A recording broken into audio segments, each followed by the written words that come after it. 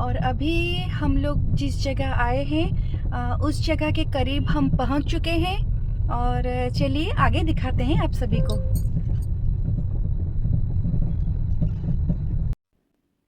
और यहाँ पे हम पहुंच चुके हैं जहाँ पे भगवान खुद साक्षी बन के आए थे।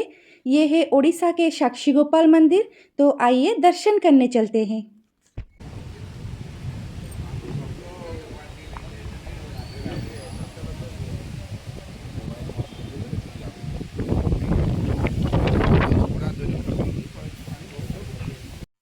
यहाँ मंदिर के अंदर फ़ोन लेकर तो जा सकते हैं, पर भगवान जी की तस्वीर नहीं ले सकते।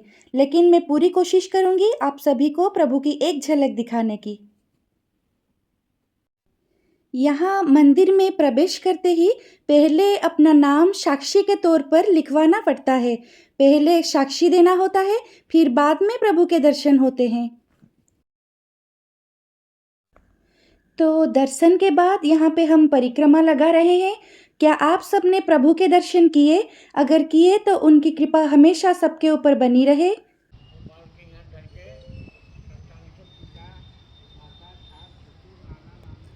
यहाँ पे एक पंडित जी रहते हैं जो सबको बताते हैं कि प्रभु यहाँ पे कैसे आए और उनका नाम साक्षी गोपाल कैसे रहा। तो आइए उनसे जानते हैं मंदिर के महात्म्य के बारे में। तो आइए यहाँ के पंडित जी से हम पूछते हैं कि यह मंदिर का नाम साक्षी गोपाल क्यों रहा और यहाँ प्रभु कैसे आए और इसका महात्म्य क्या है। तो आइए हम लोग पंडित जी से पूछते हैं। तो पंडित जी, आप सभी को बताइए कि इसका महात्म्य क्या है मंदिर का। ये महाप्रभु जो है वो नंद राजा का पुत्र है। कृष्ण बलराम दो भाई है। द्वापर युग था, नंद राजा का वंश में जन्म लिए थे। आखिर जब द्वारिका में कुकुआ भय छुट्टी हुआ तो बड़े भाई पहले उड़ीसा आ गए थे। बलराम जी कृष्ण जी के सिरहाट में थे। उसी समय में राजा जमींदार का राजदूती था। जमींदार लोग एक दो गांव संभालते हैं। तो एक जमींदार का गांव में सारी बच्चे लोग बचपन से बड़े होने तक 5 साल में, 3 साल में, 2 साल में सब बच्चे लोग खत्म होने लगे। तो जो बच्चे लोग सब वो खत्म होने लगे तो गांव वाले सब जमींदार को बोले, जमींदार जी गांव तो उजड़ जाते हैं, सारी बच्चे लोग नष्ट हो जाते हैं, इसका कुछ प्रतिकार आप करिए जमींदार साहब। तो जमींदार एक गांव वाले के भावना और बच्चे लोग को उजड़ जाने का, नष्ट होने का, ये इंतजार में, भावना में जमींदार ने समय बिताते थे। उनको एक शून्यवाणी हुआ, ये जमींदार जी जब आपका गांव सुधरेगे तो आप ऐसा करिए, आप जाकर चारों धाम घूम के चारों धाम का पुण्य लेकर जब आएंगे तो आपका गांव सुधर जाएगा। गांव में भूत प्रेत सब उत्पात होते हैं, बच्चे लोग को नष्ट करते हैं। इसी का प्रतिकार है। जब चारों धाम में घूम के आखिर जब गांव लौट आएंगे तो आपका गांव सुधर जाएगा। तो ये शून्यवाणी से जमींदार एक रोज चारों धाम के लिए प्रस्तुत हुए। पैदल का जमाना था, गाड़ी मोटर नहीं था। तो जमींदार गांव में सबको सुनाए, जहाँ हम अकेले जाएंगे चारों धाम में यात्रा में, ना हमारे साथ में सब गरीब किसानी है। गरीब किसानी बोले, जमींदार जी आपका साथ में हम जाने के लिए हम कोई आपको मदद नहीं करेंगे, आप प्रभु के चिंतन करके चारों धाम पर्यटन करिए। तो ये जमींदार का अभियोग से गांव वाले के नाराज। तो ये सब इनका घर में एक नौकर ब्राह्मण था। वो नौकर ब्राह्मण ये सब सुन के बोले, पिताजी आप अकेले कैसे जाएंगे? नदी जंगल कितना कहाँ पारी होके आप चारों धाम घूमेंगे? आपका सेवा में हम जाएंगे, हम और आपका मकान में नहीं रहेंगे। आपका सेवा में जाके आपका साथ में हम गांव लौटेंगे। तो जमींदार ने नौकर को लेके एक रोज चारों धाम यात्रा में निकले। चारों धाम यात्रा पूर्ण होने के लिए केसी घाट में गोपाल जी के दर्शन में चारों धाम का पुण्य प्राप्त होते हैं। जैसे अभी कली युग में चारों धाम का पुण्य कृष्ण मंदिर में साक्षी लेने से प्राप्त होते हैं, ऐसे द्वापर युग का हालत चारों धाम का पुण्य केसी घाट गोपाल जी के दर्शन में पुण्य प्राप्त होते। तो केसी घाट में वही गोपाल जी थे। बड़े भाई पहले उड़ीसा चले आए थे, बलराम जी। तो जमींदार और नौकर जब केसी घाट का ऊपर पहुंचे तो केसी घाट का ऊपर में जमींदार का हालत ऐसे हुआ जैसे कि अब बचने का इरादा नहीं है। तबीयत बिल्कुल बिगड़ गए, झाड़ा, टट्टी, बुखार, बीमार में परेशानी होके टट्टी बुखार में सारी परेशानी हो जब तो ये नौकर ने बेचारा बड़े अफसोस हुआ, देखो प्रभु गोपाल जी चारों धाम का पुण्य आपका पास में है, लेकिन आपका मंदिर में जब आके हम डेरा लगाए तो जिम्मेदार का ऐसा हालत हुआ जो जिम्मेदार और बचने के इरादा नहीं है। उनका टट्टी बुखार बमी सारी परेशानी होती है। प्रभु गोपाल जी आप हमारा जिम्मेदार को सुधारिए। जब जिम्मेदार सुधार के गांव में जाओगे तो इनका गांव सुधर जाएंगे, इनके गांव उजड़ जाते हैं प्रभु। तो भक्तवत्सल कन्हैया जी बड़े भाई पहले उड़ीसा आ गए थे। द्वापर युग का समापन, कली युग का प्रवेश, प्रभु का भी विचार था जहाँ हमारा भाई के पास विराजेंगे। तो प्रभु के विचार के लिए जिम्मेदार नौकर जाके पहुंचे। तो भक्तवत्सल कन्हैया जी ने जिम्मेदार का आरोग्य कर दिए।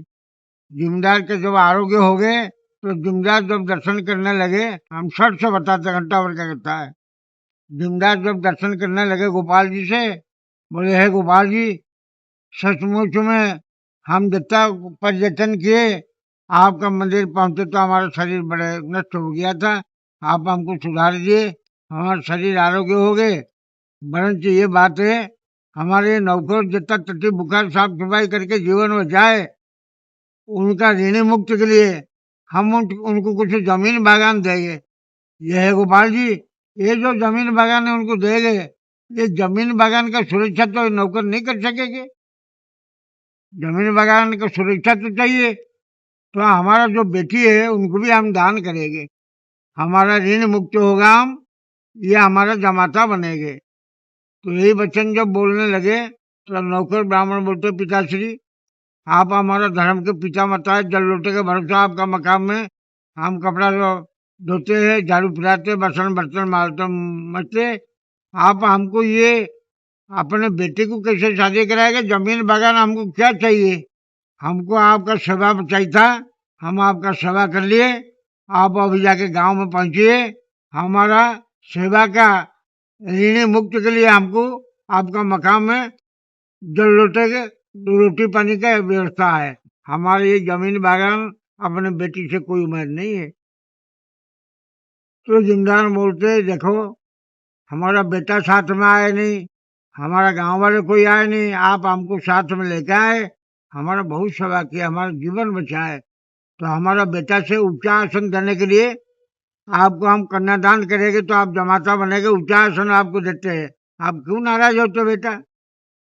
तो बोले ठीक है, जब आपका बच्चा नहीं है, आप तो हमारा पिता बराबर है, ये तो हमारा बहन होगा, आप जो विचार प्रभु जो विचार करेंगे। तो ये दोनों भक्ति लगा के जब लेट आए गांव में जिम्मेदार ने ये वचन शुरू करने लगे, जहाँ हमारा गोपाल जी का मंदिर में चारों धाम का पुण्य प्राप्त हुआ, लेकिन गोपाल जी का मंदिर में जैसे हमारा हालत हुआ था, हम गांव लौटने के उम्मीद नहीं था। जब हमारा शरीर आरोग्य हुए, हम गोपाल जी के दर्शन करके ये बेटा से हमारा कन्यादान देने के लिए हम बोले, और आप लोग सब इंतजार करिए, उनको कन्या प्रदान हम कराएंगे।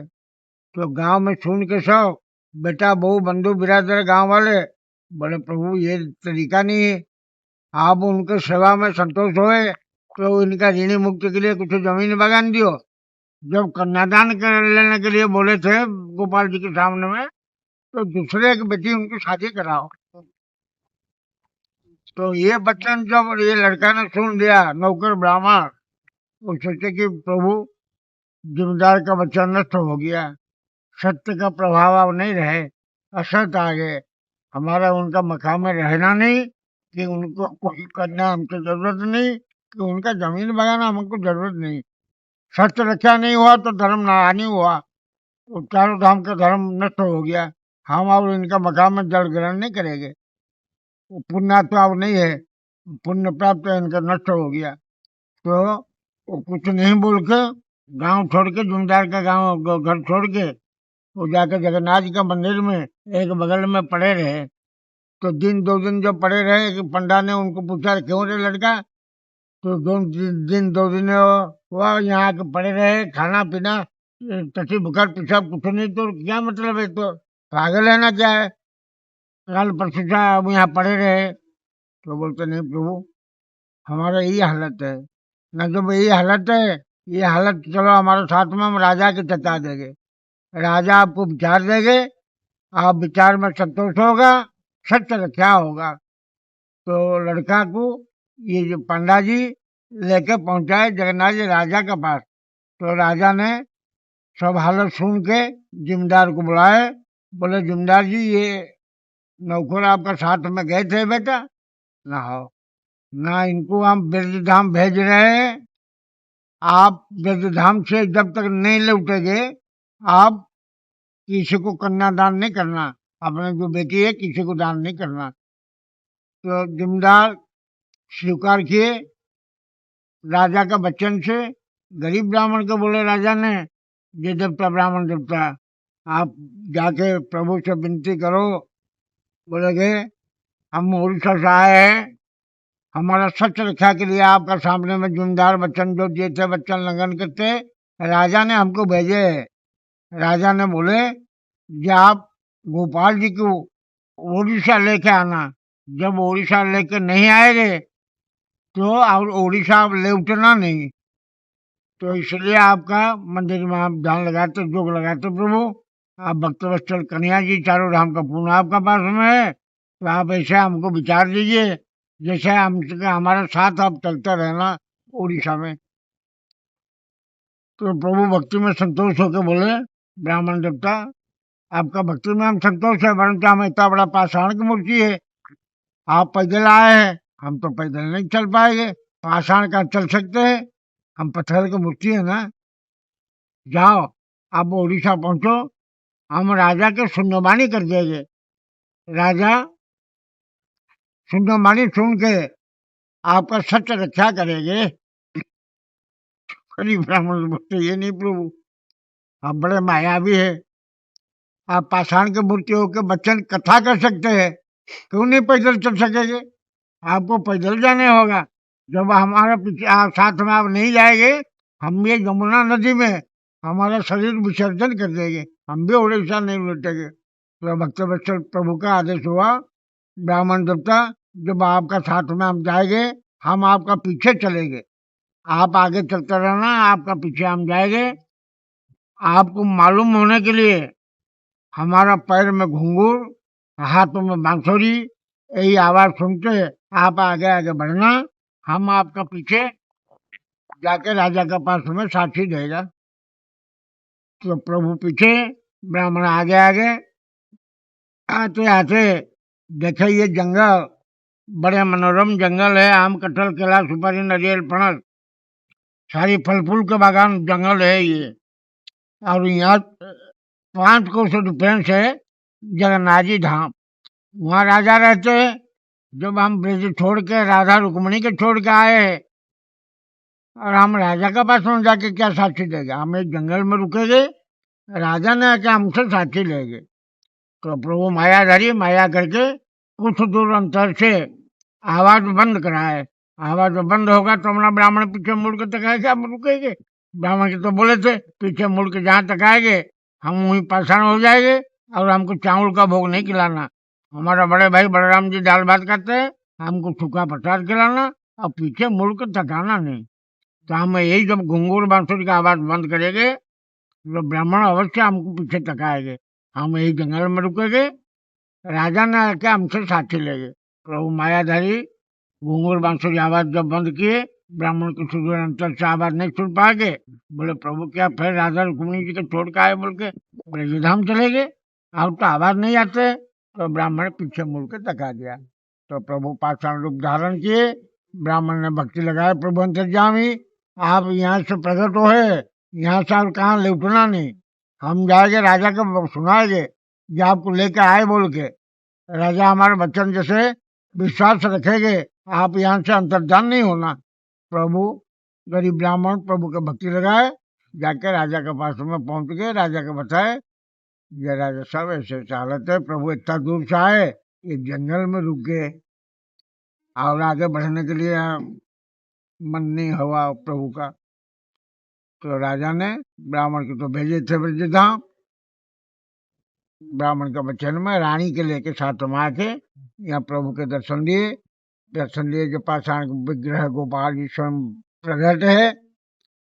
तो राजा रानी ने भक्ति लगा के बोले प्रभु अंतर्यामी आप तो ब्रज छोड़ के आए राधा रुक्मणी के, आपके लिए कहाँ हम मंदिर बनाएंगे। तो प्रभु का आदेश हुआ यहीं हमारे लिए मंदिर बनाओ, हमारा बाएं बगल में सेवादासी के स्वरूप में राधा रुक्मणी की मूर्ति बना के रखो, यहीं पर हमारा लिए विश्वकर्मा को बोला के मंदिर बनाओ। जो कोई बड़े बड़े धाम करेगा चारों धाम हमको साक्षी लेने से पुण्य प्राप्त होगे। तो राजा ने प्रभु का आदेश लेके विश्वकर्मा को बोला के मंदिर बनाए, राधा रुक्मणी जी का मूर्ति प्रतिष्ठा किए और जमींदार का बेटी को नौकर से शादी कराए। बोल वृंदावन बिहारी लाल की। तो अभी आप सुन रहे थे पंडित जी से कि यहाँ पे साक्षी गोपाल का नाम कैसे रहा प्रभु का, और यहाँ पे जो हमारे प्रभु हैं जो आप देख रहे थे तो वो यहाँ पे स्वयंभू है, इनको कोई बनाया नहीं, और यहाँ का महात्म्य बहुत है। तो आप लोगों तो सब इसके बारे में सुने। तो अभी चलते हैं, प्रसाद सेवन करेंगे क्योंकि मेरे कन्नू को भी जोर से भूख लगी है। तो आइए चलते हैं।